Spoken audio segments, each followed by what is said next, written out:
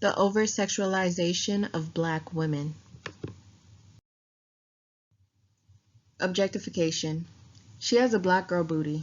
She is a beast. These are just some of the objectifying statements society associates with Black women. Black women like Sarah Sardaji Bartman, who was a South African woman who was sold into sex trafficking by European slave owners. She was then forced into a circus act under the name Hottentot Venus, where she was objectified by white spectators for her voluptuous features. She was subjected to this treatment until she died in 1815.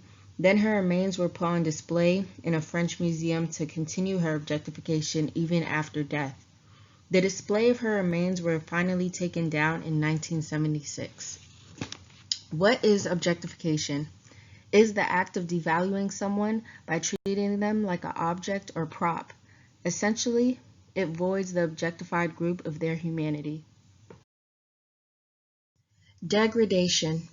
The Jezebel stereotype views Black women as alluring beings ready to do any and everything in the bedroom.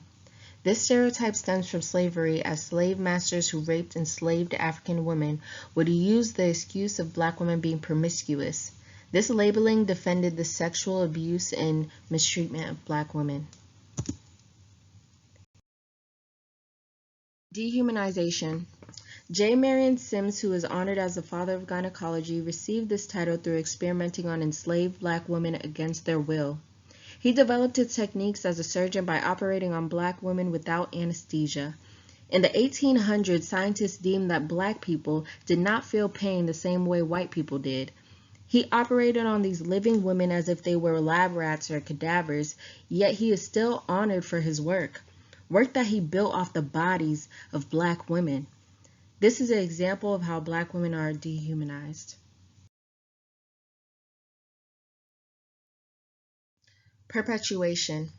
Many Black female entertainers are criticized for being overtly sexual and self-objectifying. Before you criticize, you must realize that some public figures may feel obligated to perpetuate an overtly sexual image in order to be successful, since this image was normalized for so long.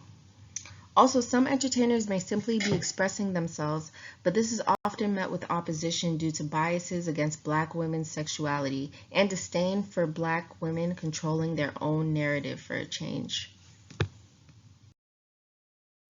Liberation. Black women have the right to tell their own stories and create their own narratives for their sexuality. I want to leave you with a poem that I wrote entitled Know Your Worth. Honey dipped with bliss, these hips were not solely made for your consumption. Lips overflow with vibrant tones, my broad nose is unfazed by your tools of mass corruption. See, my kink stand with pride, bold as ever, needless of an introduction, built to function when adversity is at its highest capacity. See, with all my audacity, I know my worth because I'm shaped like Coca-Cola, pretty and I'm mocha, but beyond the physical, my mind is much colder, I know my worth.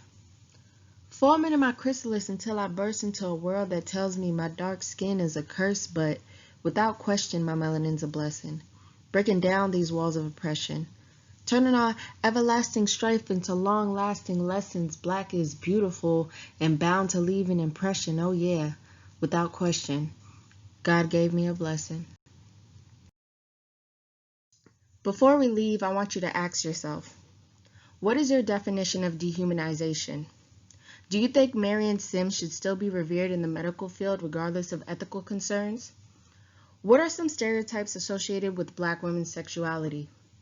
Do you believe Sarah Sardaji Bartman's experience is an isolated incident? How does racism impact the depiction of Black women's sexuality?